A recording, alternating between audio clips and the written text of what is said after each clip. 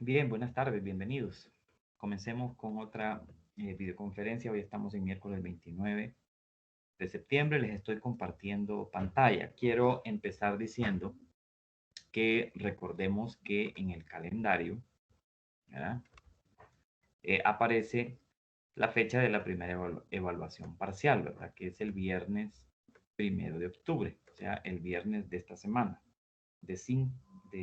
a la hora que está planificada ahí. Creo que es de 4 a 5. Bien, entonces, no nos olvidemos de eso porque tenemos que adelantar. Si a usted le hace falta todavía repasar, revisar los capítulos, el contenido que está destinado para esta unidad 1, tienen que ir avanzando. Bueno, quiero basarme el día de hoy en, como dijimos en la videoconferencia anterior, en el capítulo 12 o 11 del libro de Solomon. El 11 creo que es en el libro impreso y 12 en esta copia digital, que habla sobre la química de la vida, compuestos orgánicos. Eso es lo que estuvimos viendo la vez pasada, el inicio, una introducción de lo que son los átomos, cómo se comportan los átomos, cómo forman enlaces químicos y forman moléculas.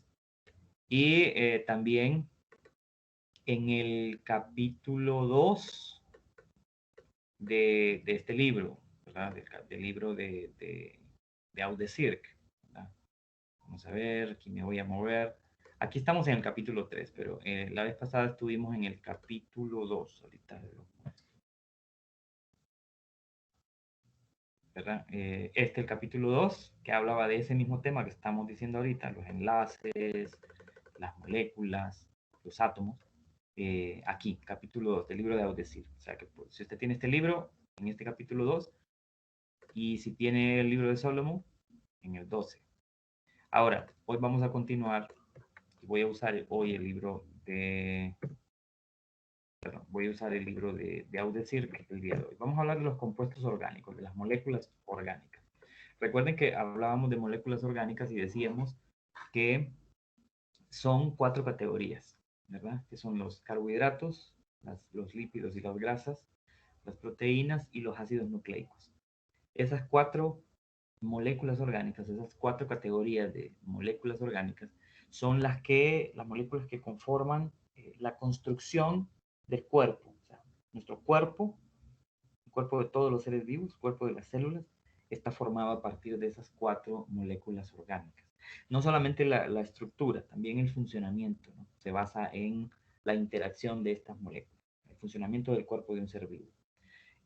No voy a hablar ahorita de los carbohidratos. Lo que vamos a hacer es que yo les voy a subir las 2 videoconferencias, la de las 11, en donde hablé, digamos, mucho más de los carbohidratos y algo de los lípidos, pero con ustedes voy a empezar a hablar de los lípidos, luego de las proteínas y luego de los ácidos nucleicos, pero se van a complementar con el otro video que les voy a subir. Entonces, habíamos hablado del agua. En el video que les voy a subir de las 11, ahí hablo un poco de la importancia que tiene el agua como solvente universal, porque en agua, en el cuerpo de un ser vivo, en agua se llevan a cabo todas las reacciones metabólicas, o la mayoría, el 99% de las reacciones metabólicas que ocurren en las células ocurren en agua, ¿verdad? El agua se puede mezclar con casi todas las sustancias que existen, con algunas excepciones, pero básicamente no solamente porque el agua forma parte de la estructura corporal de los organismos vivos, sino también forma parte del funcionamiento, ¿verdad? Interviene en toda la fisiología de nuestro cuerpo, ¿verdad? En todas las funciones de nuestro cuerpo interviene el agua. Pero bueno, me voy a mover a la parte de este capítulo 3 que habla sobre los lípidos, ¿verdad? Ahí ustedes van a ver en el otro video la explicación de esa parte de los carbohidratos y de los grupos funcionales que están en un cuadro arriba. Miren que aquí en este capítulo 3 hay un cuadro muy bueno, importantísimo que usted lo lea, sobre las principales moléculas biológicas o también llamadas moléculas orgánicas. Ahí están los carbohidratos, ve usted que aquí habla de los lípidos, de las proteínas y de los ácidos nucleicos. Aparecen en el cuadro cuáles son sus principales subtipos o clases, cuál es su estructura química, algunos ejemplos de esos compuestos orgánicos y sus funciones básicas, ¿verdad? En las células, en el cuerpo. de los seres vivos. Entonces vamos a mover aquí donde dice lípidos. Mire que lípidos dice que son compuestos orgánicos que contienen, dice, una gran proporción de carbono e hidrógeno. Casi todos los lípidos son no polares e insolubles en agua. Aquí ya nos está diciendo que estos compuestos orgánicos son insolubles en agua, es decir, no se mezclan con el agua. Este grupo de compuestos orgánicos es, digamos, una de las excepciones a lo que acabo de mencionar del agua, ¿no? Que el agua se mezcla con casi todas las sustancias. Pues los lípidos son una excepción porque gran parte de los lípidos, por su estructura molecular, no pueden mezclarse con el agua. Por eso se dice que son moléculas no polares, que no se mezclan y que son insolubles en agua. Dentro de los lípidos tenemos varias categorías. Tenemos las grasas, ¿verdad? Las grasas líquidas y las grasas sólidas a temperatura ambiente. Tenemos las ceras, tenemos los fosfolípidos, tenemos los carotenoides, que no se encuentran aquí en este cuadro, y tenemos los esteroides. Cada grupo de lípidos tienen una función específica. Vamos a hablar, por ejemplo, de las grasas. Me voy a mover a una presentación que tengo aquí para que hablemos un poco de lo que son las grasas. Las grasas son un tipo de lípido, ¿verdad? Son sustancias no polares, insolubles en agua, no se mezclan con el agua, y podemos encontrar en las grasas, podemos encontrar grasas sólidas a temperatura ambiente y grasas líquidas a temperatura ambiente.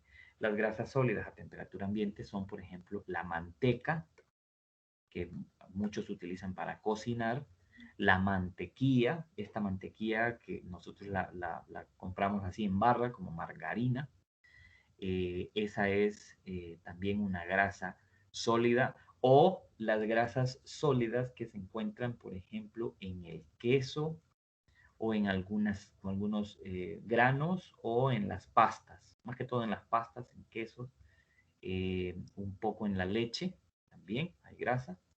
Y las grasas líquidas a temperatura ambiente son los aceites vegetales, que son aquellos que se obtienen de las semillas. Entonces, estas son grasas. Ahora, las grasas, interesante es que nosotros almacenamos grasa en nuestro cuerpo, los animales almacenamos grasa en diferentes partes del cuerpo, y las grasas sirven para muchas cosas.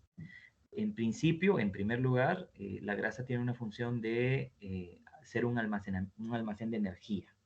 O sea, las grasas son moléculas que se pueden metabolizar en energía, se puede obtener energía de ellas.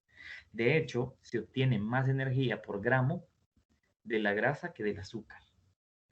El azúcar, los carbohidratos y las proteínas, cuando usted se las come, le aportan a usted 1 gramo de carbohidrato, de azúcar, o 1 gramo de proteína, le aportan a usted 4 calorías, ¿verdad? Eso es lo que le aporta 1 gramo de carbohidrato o 1 gramo de proteína, 4 calorías. La grasa aporta, por cada gramo de grasa, le va a aportar a usted 9 calorías.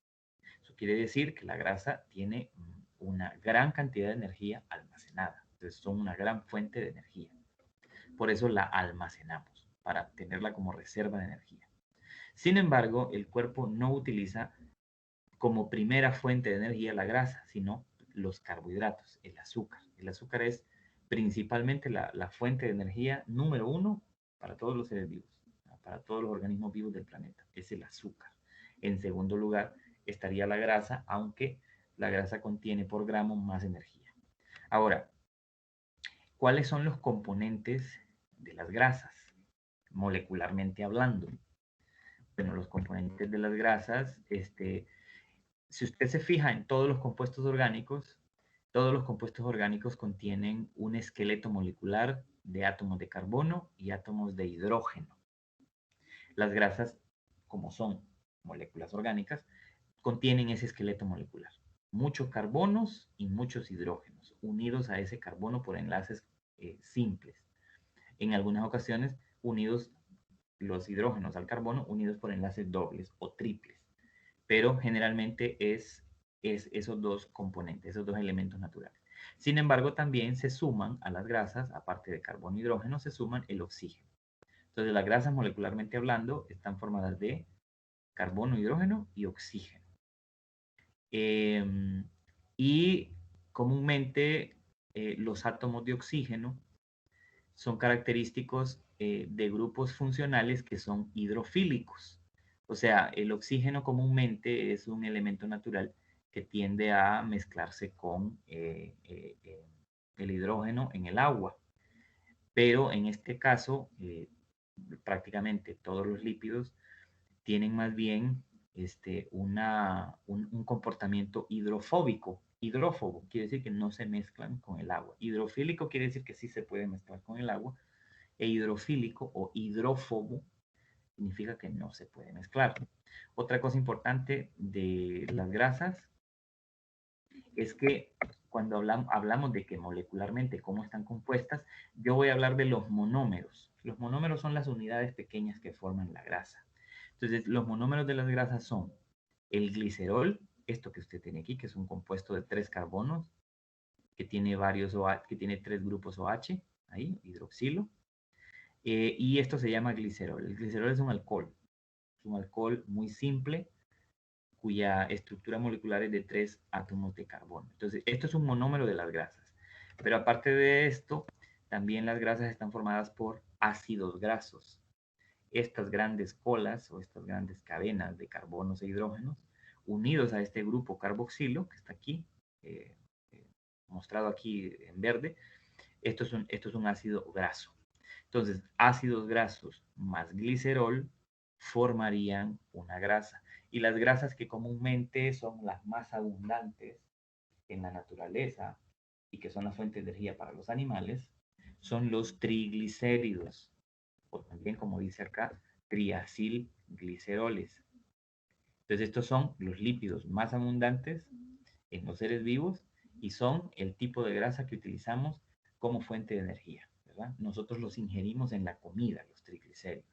Los componentes de los triglicéridos los ingerimos en los alimentos. Entonces, vemos que interesante que los ácidos grasos pueden ser saturados o insaturados. Cuando son saturados, lo que quiere decir es que los enlaces químicos entre carbono e hidrógeno, perdón, entre carbono y carbono en esta cola de hidrocarburos son enlaces simples.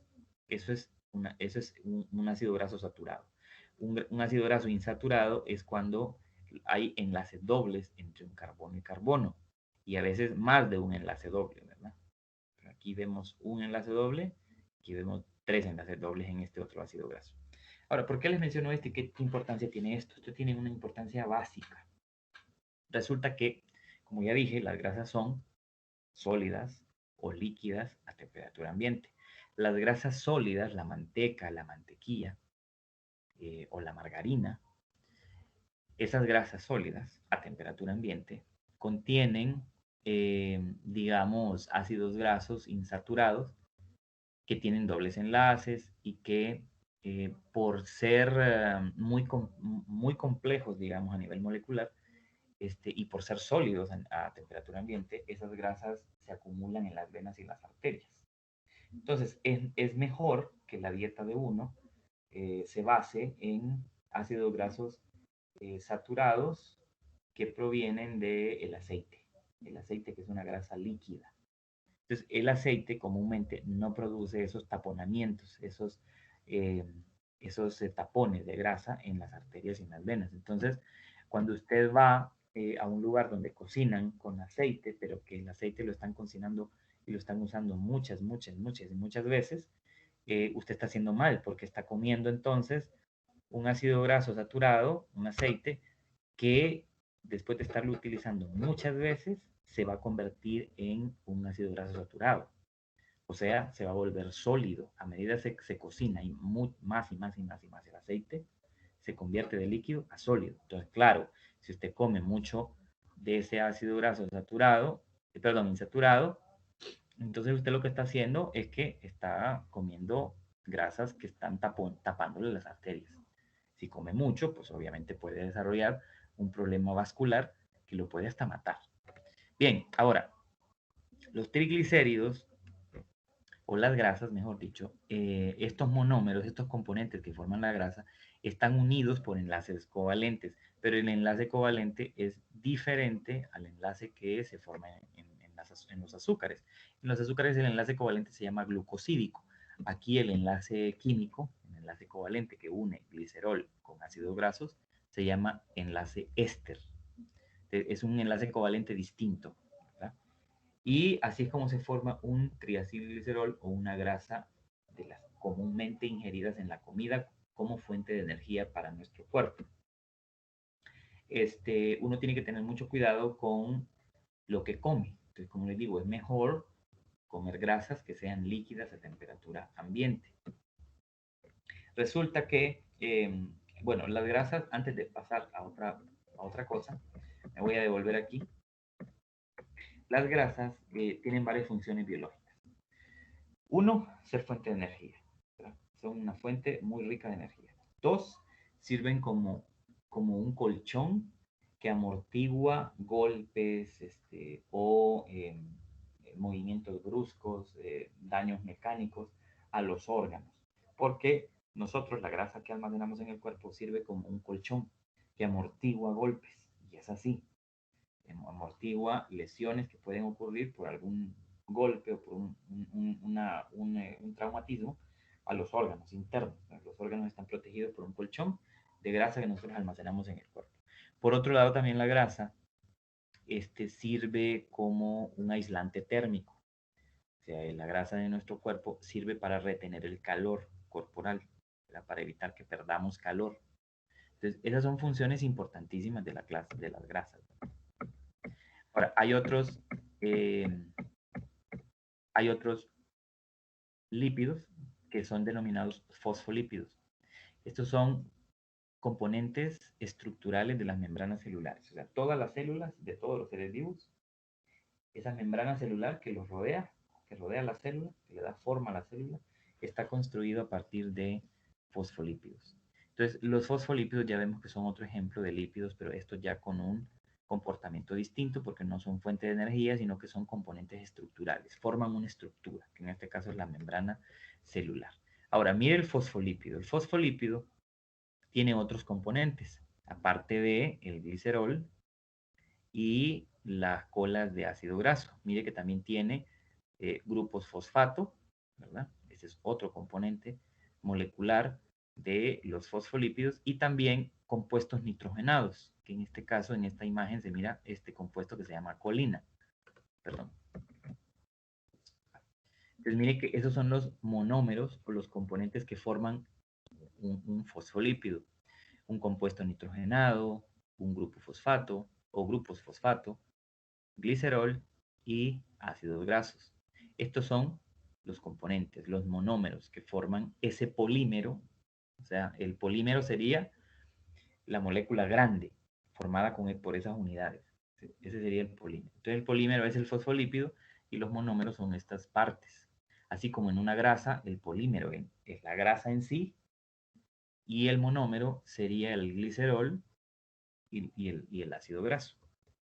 Entonces resulta que los fosfolípidos construyen esta estructura, la membrana de las células. Si esto es una célula, usted ve que las células están rodeadas de una membrana. La membrana está construida a partir de fosfolípidos. Y los fosfolípidos forman dobles capas en las membranas. Por eso aquí dice lipid bilayer, B de 2, layer de capa, dos capas. Son dos capas de fosfolípidos las que forman las membranas de las células. Y tienen esta forma más o menos.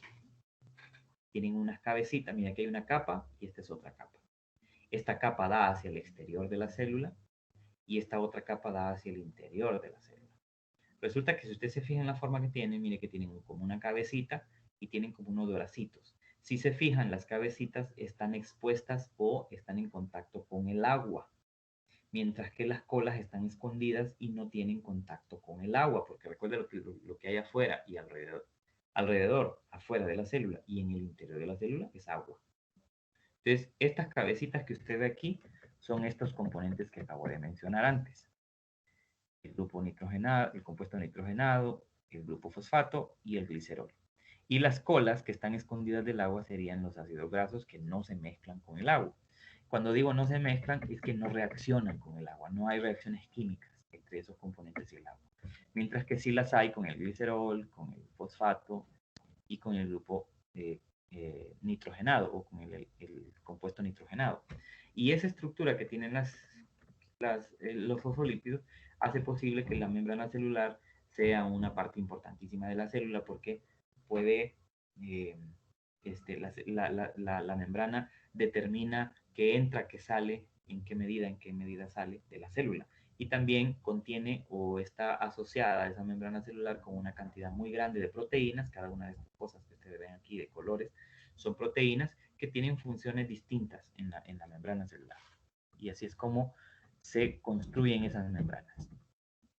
Luego vienen otro grupo de lípidos que se llaman carotenoides. Ya, los carotenoides son pigmentos vegetales comúnmente que uno los ve de color rojo o de color naranja o de color amarillo. Entonces, cuando usted ve frutas, verduras que tienen color amarillo, verde, naranja, contienen una gran cantidad de carotenoides. Y los carotenoides tienen varias funciones. Entre ellas, son importantes en la fotosíntesis, es decir, son pigmentos que captan la energía de la luz y mediante el proceso llamado fotosíntesis, la planta a través de esos compuestos construye o fabrica carbohidratos y también libera al aire oxígeno.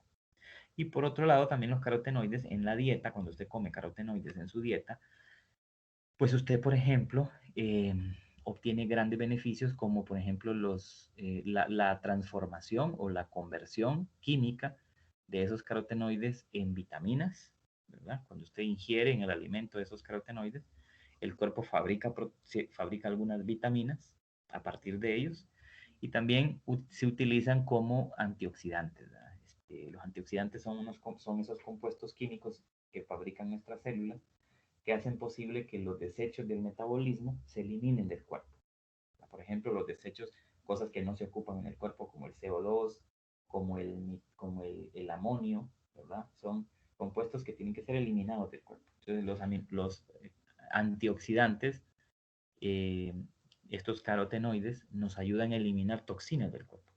Aquí se da un ejemplo. El betacaroteno, perdón, el betacaroteno es uno de los, digamos, carotenoides más conocidos y muy conocido porque se encuentra, digamos, en las zanahorias, por ejemplo. Las zanahorias usted ha escuchado que tienen mucho beta-caroteno.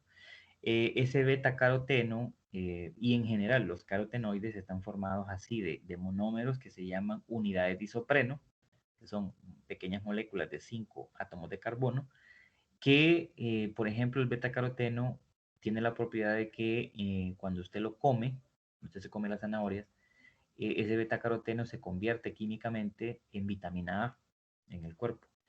Y esa vitamina A se transforma posteriormente en un pigmento que se ubica en sus ojos, en nuestros ojos, en la retina de nuestros ojos, un pigmento visual que se llama retinol.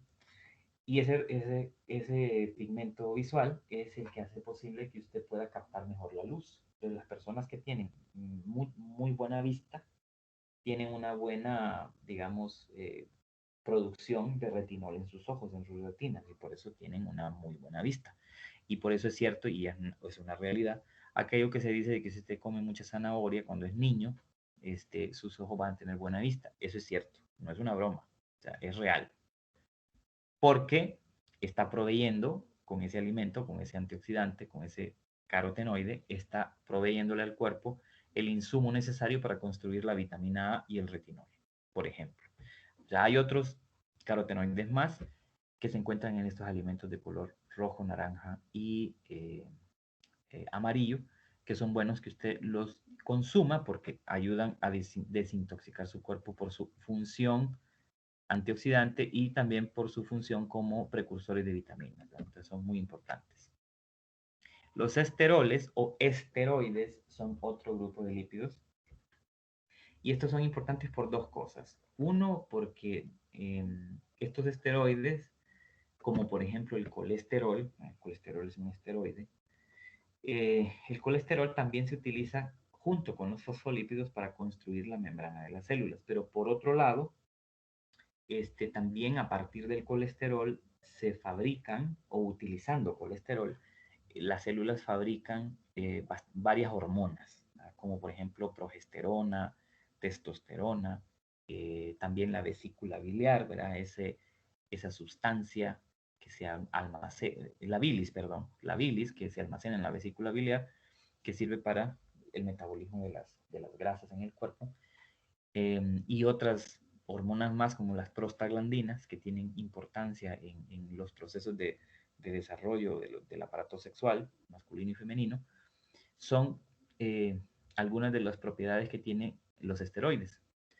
Entonces, esas hormonas que se producen a partir de colesterol son sumamente importantes para el funcionamiento de la mayor parte de los órganos, ¿verdad? Muchas veces pensamos de que las hormonas sexuales, por ejemplo, la testosterona, progesterona, solo tienen una función sexual. No es así. Tienen una función en el desarrollo de huesos, en el desarrollo de músculos y en el desarrollo de muchos órganos, en el funcionamiento normal de muchos órganos. Así que los esteroides son realmente unos lípidos sumamente importantes en el cuerpo. Eh, los lípidos, comúnmente cuando usted ingiere en los alimentos, estos lípidos, no se digieren en la boca, ¿verdad? Nuestro sistema gastrointestinal produce muchas enzimas y muchos compuestos químicos que se producen también en el estómago, en el páncreas, en el hígado, pero las grasas no se comienzan a digerir en la boca, sino que se digieren completamente en el intestino.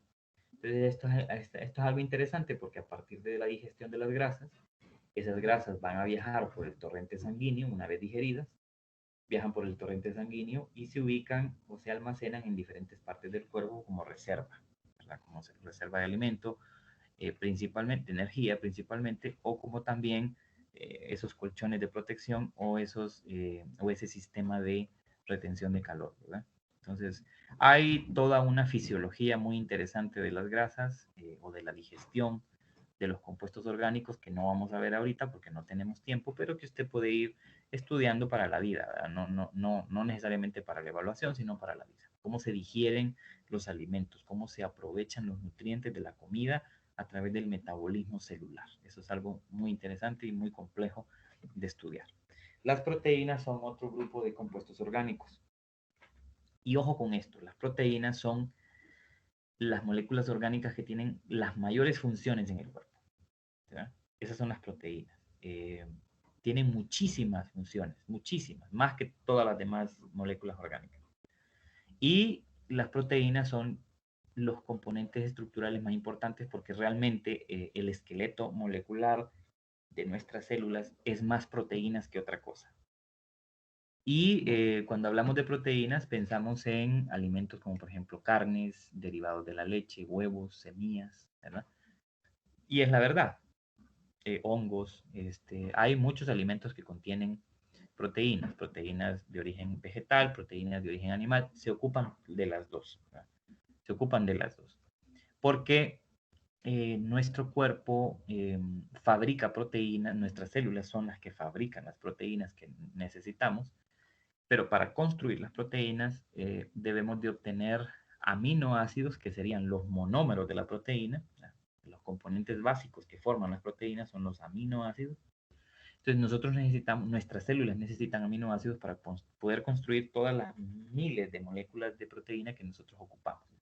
Entre las proteínas más importantes que se encuentran en nuestro cuerpo, que tienen funciones muy diversas, hay algunas hormonas que son proteínas, las enzimas, todas las enzimas que usamos en nuestro metabolismo son proteínas. Hay proteínas elásticas que nos proveen movimiento al cuerpo, como por ejemplo el colágeno. Hay proteínas de defensa en nuestro cuerpo, como por ejemplo las inmunoglobulinas o los anticuerpos, son proteínas. Y así una serie de componentes más, la hemoglobina de la sangre, la albúmina que hay también en nuestros músculos, la elastina que también está en el tejido, en los tejidos elásticos de nuestro cuerpo, tejidos conectivos de nuestro cuerpo. Entonces necesitamos una buena gama de proteínas. Y en nuestro cuerpo, como les digo, la construcción en sí de nuestro cuerpo, la estructura general de nuestro cuerpo son proteínas, pero también en otras estructuras en la naturaleza, como en las telarañas de las arañas, las plumas, de las aves, los huesos de todos los animales que tenemos vértebras, el mismo pelo nuestro, en otras partes encontramos esas proteínas. Como dice acá, es bien importante, las células elaboran miles de proteínas a partir de 20 tipos de aminoácidos. Existen aminoácidos esenciales y aminoácidos no esenciales. Los aminoácidos esenciales son los que el cuerpo necesita para formar proteína, pero que no los podemos fabricar nosotros mismos desde nuestras células, sino que tenemos que ingerirlos. O sea, si no ingerimos esos aminoácidos, no se forman un montón de proteínas en nuestro cuerpo. Entonces, por eso se llama aminoácidos esenciales. Y hay otro tanto que se llaman aminoácidos no esenciales, que no es necesario que los ingiramos en el alimento, sino que nuestras propias células los construyen. Entonces, hay una lista de eso en los libros. Y ahorita les voy a mostrar algunas cosas. Los aminoácidos en sí, que son los monómeros de las proteínas, son unos pequeños compuestos orgánicos que están formados en parte por un grupo amino, un grupo NH3, un grupo carboxilo, que es el grupo que le confiere la propiedad ácida al aminoácido, y también hay átomos de hidrógeno y unos grupos radicales que varían mucho dependiendo del aminoácido del que estemos hablando. Los enlaces químicos que unen un aminoácido con otro para formar una proteína es completamente diferente al de las grasas y al del azúcar. En este caso se llama enlace peptídico, y la única similitud que tiene con los enlaces químicos de las grasas y de los carbohidratos es que también son enlaces covalentes, pero es otro tipo de enlace, ¿no? En los azúcares, el enlace covalente que unía un azúcar simple con otro azúcar simple se llamaba enlace glucosídico. En las grasas ya vimos, quien unía a glicerol con ácido graso se llama enlace éster. Y en los aminoácidos, para unir un aminoácido con otro, el enlace covalente se llama enlace peptídico. Entonces, como dije aquí, proteínas tienen muchas funciones, muchísimas funciones. Por ejemplo, en los músculos tenemos unas proteínas que se llaman miosina y actina, que son las que hacen posible que nuestros músculos se puedan contraer y relajar, y por lo tanto proveer el movimiento a nuestros músculos y huesos. Está la hemoglobina, que es esa proteína que está en nuestros glóbulos rojos y que hace posible que la sangre transporte oxígeno a todas partes del cuerpo. Tenemos, por ejemplo, también el tema de, como les decía, el colágeno, que sirve para la elasticidad del cuerpo y que se encuentra en los tejidos conectivos cercanos a los músculos, y así una serie de otras funciones que tienen. De hecho, si usted se va al libro, vamos a irnos un poquito más abajo aquí en el capítulo 3. Primero está aquí hablando de los carbohidratos, luego habla de las grasas. Aquí ya está hablando de las grasas. Y más adelante habla de las proteínas. Entonces por acá empieza a hablar de las proteínas. Por ejemplo, en esta tabla 3.3 dice funciones básicas de las proteínas, algunas que tienen una función estructural, como la queratina del pelo, o que también está en las uñas, en las escamas del pescado, en las plumas de las aves, en los cuernos de los animales que tienen cuernos. La proteína de la seda, que forma las telarañas y los capullos, por ejemplo. Hay proteínas de movimiento, como las que acabamos de mencionar, actina y miosina. Hay proteínas de defensa, los anticuerpos, por ejemplo. Proteínas de almacenamiento, como la albúmina del huevo, que contiene una gran cantidad de nutrientes que le dan alimento al embrión en crecimiento. Hay proteínas de señalización, como por ejemplo la insulina, que es una proteína que es una hormona. La insulina es una hormona que la produce el páncreas, y lo que hace es que hace posible la insulina que el azúcar que está circulando por la sangre sea asimilada por las células. Pueda entrar ese azúcar a las células, y las células utilizan ese azúcar como una fuente de energía. Y luego viene, por ejemplo, también las hormonas, las proteínas que son enzimas, ¿verdad? Que son importantes en las reacciones de catálisis. que son las enzimas, y que intervienen en cada una de los procesos metabólicos, de las rutas metabólicas del cuerpo. Ahí están, ¿no?, resumidas algunas de las principales funciones de las proteínas. Luego empieza a hablar ya de cada una de ellas y de los aminoácidos esenciales, no esenciales, y aquí se ve la estructura general de una proteína. Entonces, fíjese cómo es la estructura molecular de un aminoácido, perdón, de un aminoácido que sería el monómero de una proteína. Mire que hay un grupo central que es carbono, hay un grupo R que es variable, hay hidrógeno también en el centro, y en un extremo hay un grupo amino, NH2 o NH3, y en el otro extremo hay un grupo carboxilo. Y estos dos extremos son los que hacen posible la unión de un aminoácido con otro para poder formar una u otra proteína.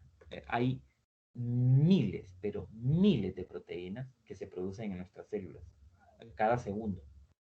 Usted no lo está pensando, usted no es consciente de eso, pero nuestras células están produciendo cada segundo miles de proteínas con diferentes funciones en el cuerpo. Entonces, eh, aquí les voy a mostrar yo en la diapositiva que aquí tenemos, por ejemplo, las proteínas, perdón, los aminoácidos, y miren cómo los aminoácidos varían básicamente en este grupo R que está acá, en su estructura molecular, y en este carbono, en este hidrógeno, perdón, que está unido a un carbono. Entonces, fíjense, por ejemplo, cómo eh, aminoácidos como la glicina, el grupo R es un átomo de hidrógeno, y eso hace que ese aminoácido sea glicina. Pero si el grupo R cambia por un carbonilo y un sulfidrilo, entonces tenemos otro aminoácido diferente que se llama cisteína. Si lo que se encuentra es un carbonilo más hidroxilo y un anillo de carbonos, tenemos un aminoácido que se llama tirosina. La lisina también es diferente en cuanto a su grupo variable, y el glutamato, que es otro aminoácido también. Entonces miren cómo los aminoácidos difieren, no en su grupo amino ni en su grupo carboxilo, sino en su grupo variable R.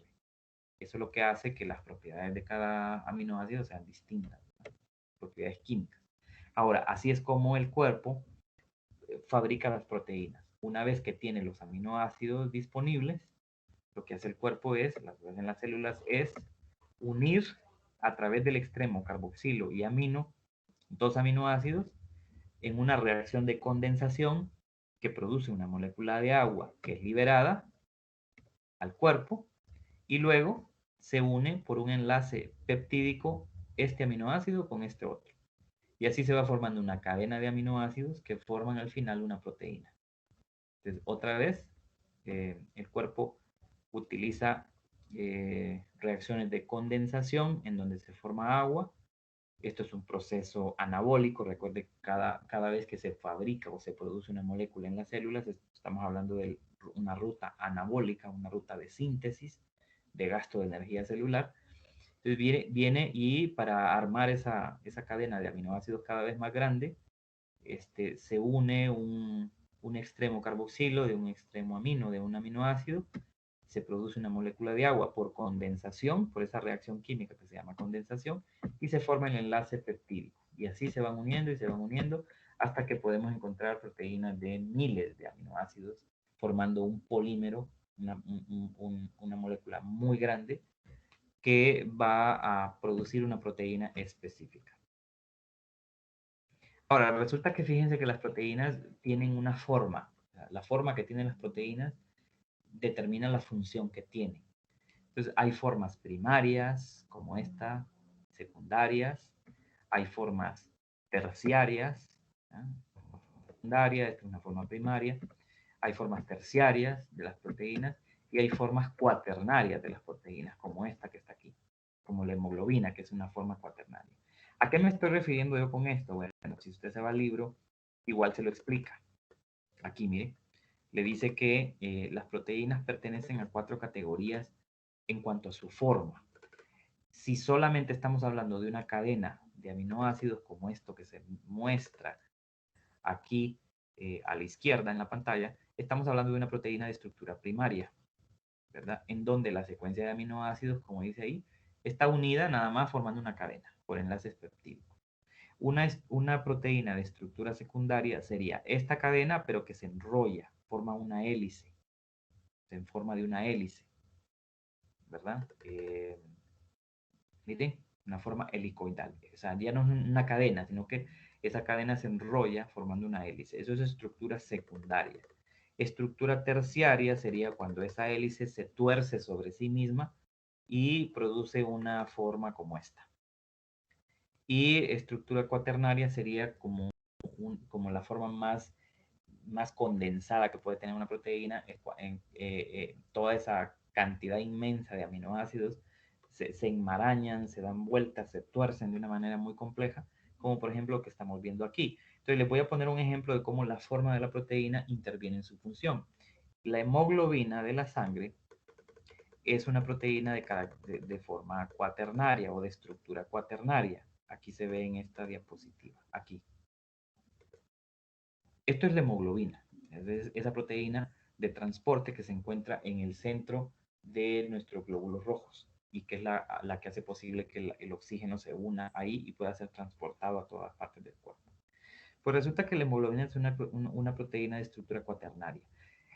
Cuando usted, por alguna razón, cuando se están fabricando las hemoglobinas en sus células, si la hemoglobina se construye anormal, con una forma anormal, lo que puede pasar es lo siguiente. Hay una condición física que se llama eh, anemia de células falciformes o anemia de panocítrica. La anemia de células falciformes es una condición en la que los glóbulos rojos, que comúnmente son bicóncavos, ¿verdad? Si usted agarra un glóbulo rojo normal, que tiene una estructura normal y que por lo tanto tiene una proteína hemoglobina cuaternaria normal, el glóbulo rojo tiene como unas dos cavidades en el medio. O sea, en el centro de esas dos cavidades está la hemoglobina. Pero cuando usted tiene una anemia de células falciformes, quiere decir que sus células no producen la forma correcta de la hemoglobina. Y entonces ahora el glóbulo rojo, sus glóbulos rojos, si usted padece de eso, van a ser así, planos. No van a tener biconcavidades, sino que van a ser planos. Por lo tanto, la hemoglobina es anormal y esta persona tiene unos grandes problemas para transportar oxígeno al cuerpo. Entonces padece de un montón de cosas. Y de hecho, la esperanza de vida de una persona que tiene anemia de células falciformes es bien corta, no mayor a los 20 y pico, 30 años, precisamente porque hay una ineficiencia, hay una falta de función normal del transporte de oxígeno por parte de la hemoglobina. Entonces, realmente en el cuerpo, a nivel celular, eh, con solo que una molécula no se produzca de la forma correcta, no tenga la forma correcta, ya hay un efecto físico, ya hay un problema fisiológico en las funciones del organismo. Entonces, eso es una cosa interesante porque realmente nosotros somos el resultado de una combinación de moléculas y de una combinación bien precisa, ¿verdad? Una configuración bien precisa de esas moléculas.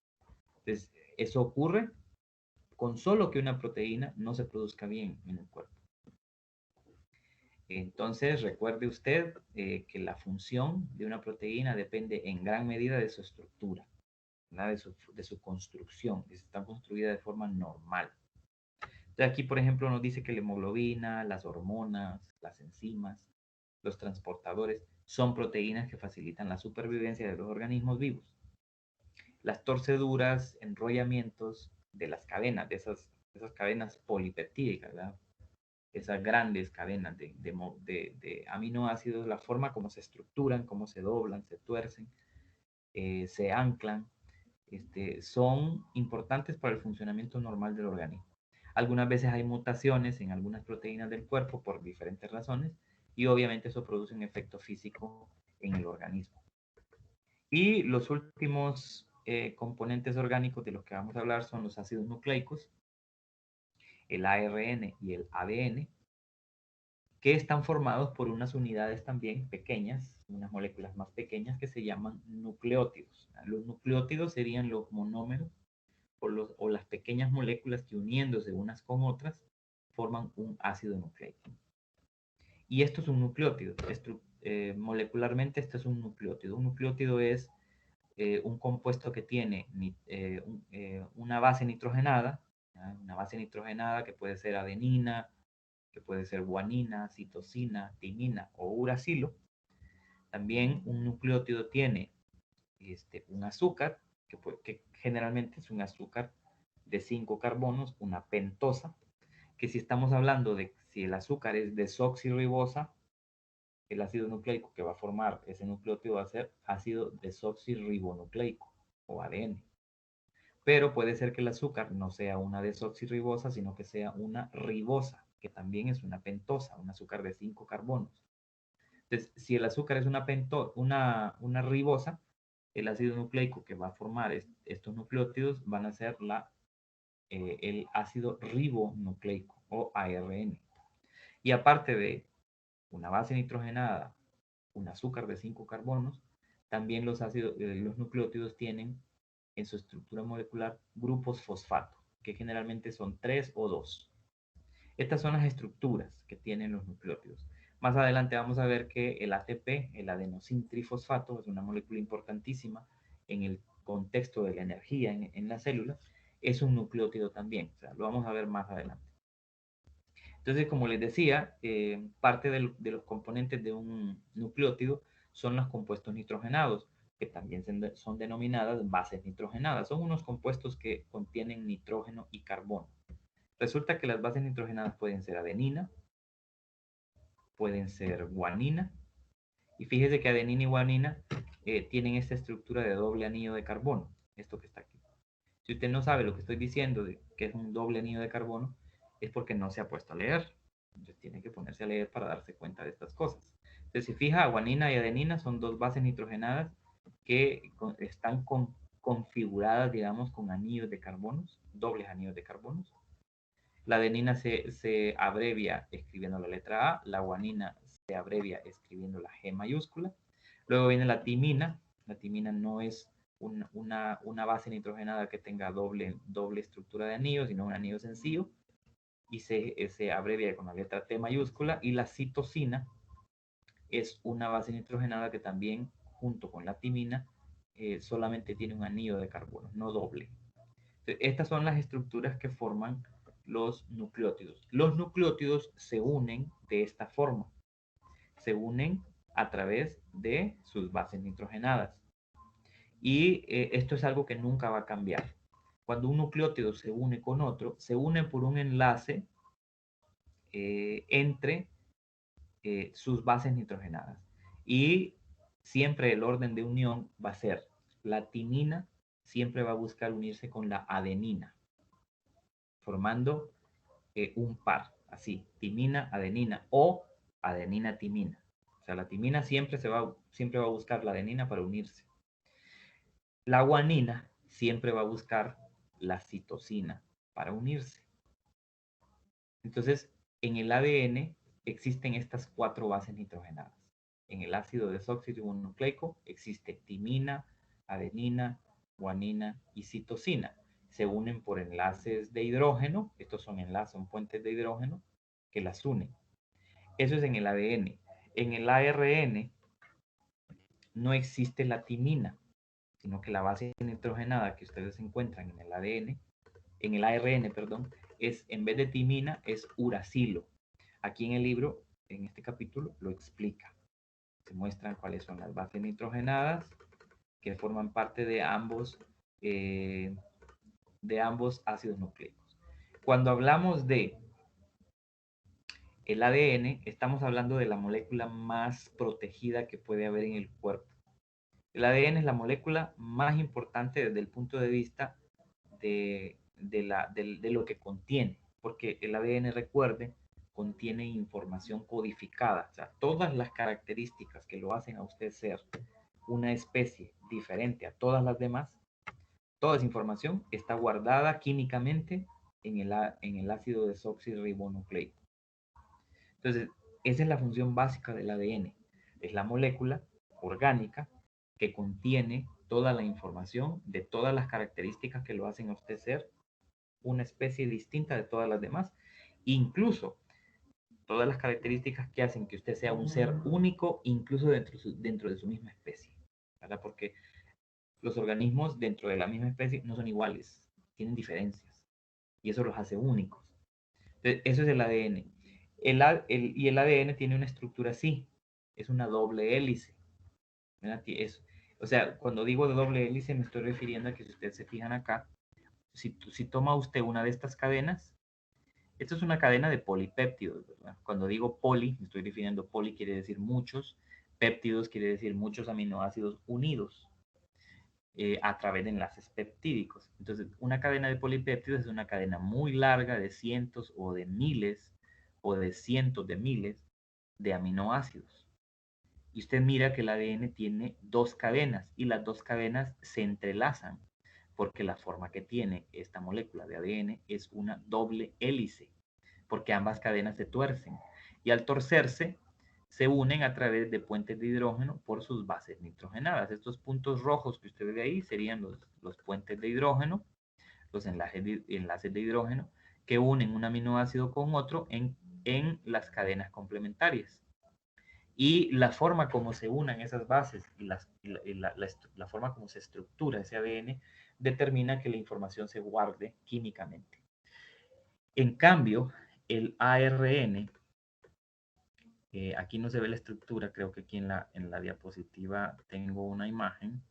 En cambio, el ARN no es una doble hélice. El ARN es una estructura más sencilla, nada más es una cadena. No es doble cadena de aminoácidos, sino que es una única cadena. Entonces no se mira doblada ni se dobla, ¿verdad? El ARN no se dobla, sino que solamente es una.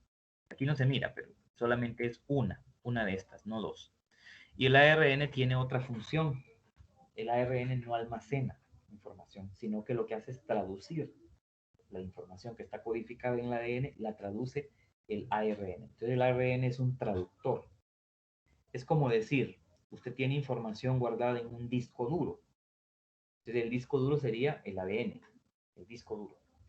Y usted tiene un programa que lo que hace es interpretar la información que está guardada en ese disco duro. Entonces el programa vendría siendo el ARN, porque es un interpretador o un traductor. Entonces, eh, la información, ¿cómo se guarda? Es bien interesante, es bien complicado, pero básicamente es químico. Es una combinación de esas moléculas que forman los nucleótidos que guardan esa información. Entonces, lo que hace el ARN es, mediante una serie de reacciones químicas, el ARN que hay en las células, lo que hace es que cada cierto, cada cierto segmento de ADN que codifica una característica o algún rasgo de usted, a eso se le llama gen, ¿verdad? A un segmento de ADN que codifica una característica o codifica un rasgo. Esos genes, lo que hace el ARN es que toma químicamente la información que está guardada ahí y la traduce produciendo proteínas. Por eso es que yo les decía que las proteínas son la molécula orgánica más importante. ¿Por qué?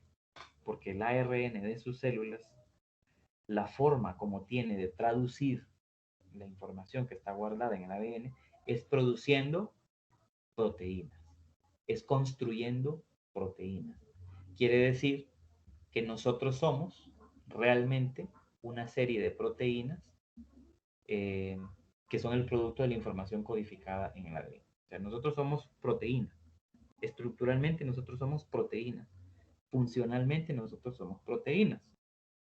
Entonces hay algo bien interesante que les quiero comentar.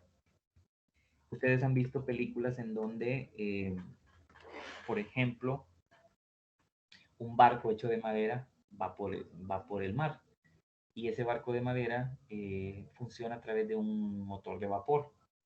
Y para hacer funcionar ese motor de vapor se tiene que quemar madera. El barco está hecho de madera, pero obviamente llevan sus reservas de madera, de troncos, digamos, para poder alimentar el motor que haga que el barco se mueva. Pero ¿qué pasaría si el barco se queda sin combustible? No hay madera que ya no tienen reservas de madera para poder quemarla y generar el movimiento del barco. Entonces lo que va a pasar es que el barco se va a quedar parado, no se va a mover, a menos que se comience a extraer madera de la estructura del barco para quemarla. Y eso se puede hacer durante un tiempo, pero en algún momento va a pasar que usted ya no va a poder extraer más madera de la estructura del barco porque entonces estaría destruyendo por completo el barco y usted se moriría. Entonces, lo mismo pasa con el cuerpo. Las proteínas son esos componentes que nos forman el cuerpo, que nos estructuran el cuerpo. Entonces, pasa que cuando una persona está, por ejemplo, eh, padeciendo hambre porque no come, lo primero que su cuerpo va a gastar es el azúcar, porque el azúcar es la principal fuente de energía del cuerpo. Cuando el azúcar se acaba, tanto de la sangre como de las reservas de azúcar que hay en el hígado y en los músculos esqueléticos, entonces ahora se recurre a las grasas. Entonces ahora el cuerpo va a empezar a quemar las grasas para generar energía, para vivir. Cuando se acaba la grasa, entonces ahora lo único que queda como componente orgánico es la proteína, no el ácido nucleico, porque los ácidos nucleicos no se tocan en ningún momento para generar energía. Son moléculas que se guardan y se protegen muy bien. Pero sí se pueden utilizar las proteínas del músculo, las proteínas del hueso, etcétera. Entonces el cuerpo empieza a quemar proteínas del hueso, del músculo, y por eso las personas se miran cada vez más flacas, más flacas, más flacas, que se les mira que los huesos se les miran bastante, y es precisamente porque el cuerpo se está autodestruyendo, hasta que llega un punto en que el cuerpo ya no puede seguir obteniendo más energía de nada, y la persona se muere. Entonces, vean cómo son realmente importantes estos componentes orgánicos de los que hemos estado hablando. Usted tiene que, obviamente, repasar todo esto en el capítulo. El capítulo es muy claro, tanto el del libro de Audesir como el libro de Solomon son muy claros en cuanto a eso. Ya el capítulo 4 del libro de Audesir ya habla de otra cosa, habla de la estructura celular, el funcionamiento celular, que eso ya es un tema que vamos a ver en la segunda unidad. Entonces, bueno, necesito que se pongan al día, ¿verdad? Porque es bien importante que ustedes conozcan bien las funciones básicas de estos componentes orgánicos, de estos compuestos orgánicos. Y no son fáciles de... algunas cosas, algunos nombres tal vez sean un poco complejos, pero en realidad las funciones y entender por qué esos compuestos orgánicos, por qué esas moléculas orgánicas son tan importantes, no es nada complicado. Y los capítulos son muy sencillos y son muy claros cuando hablan de eso. Creo que hay una pregunta de Ingrid. A ver, Ingrid, cuénteme.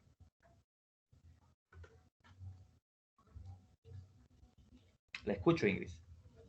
Tenía usted la mano levantada.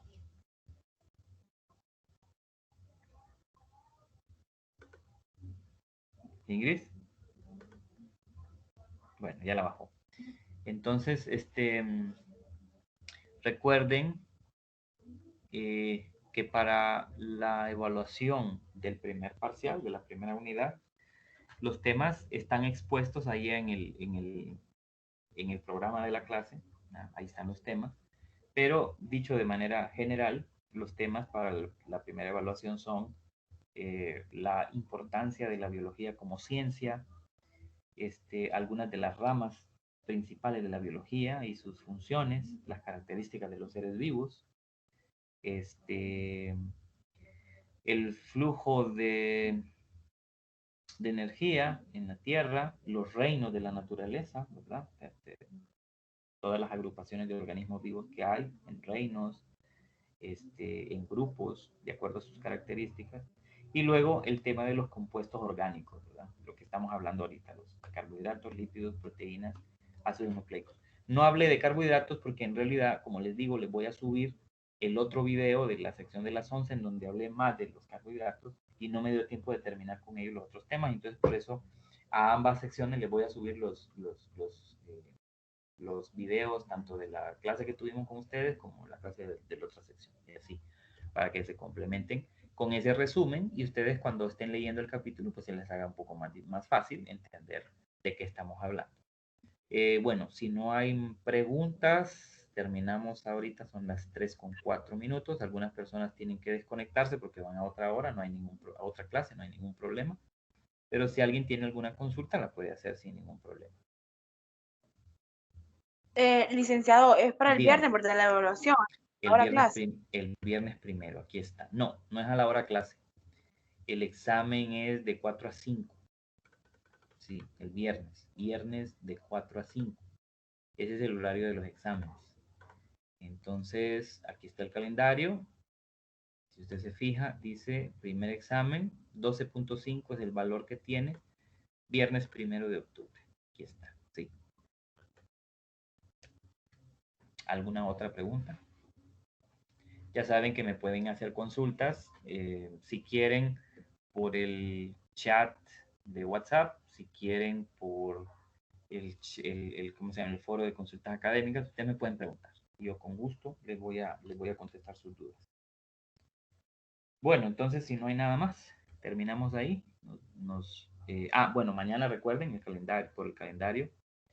También dice que el jueves 30, que es mañana, está un contenido que es de átomos y moléculas, ¿verdad? Que es un acumulativo, que ese sí es hora de clase, ¿verdad? Mañana jueves de 2 a 3, usted entra al aula, al campus, y realiza este acumulativo que va a estar disponible antes de que sea la hora. Ahí lo va a visualizar.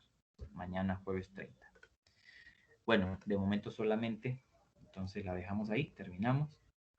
Y pendientes con cualquier comunicación de ustedes o ustedes pendientes de cualquier comunicación mía a través del chat. Que tengan buena tarde y que estén bien.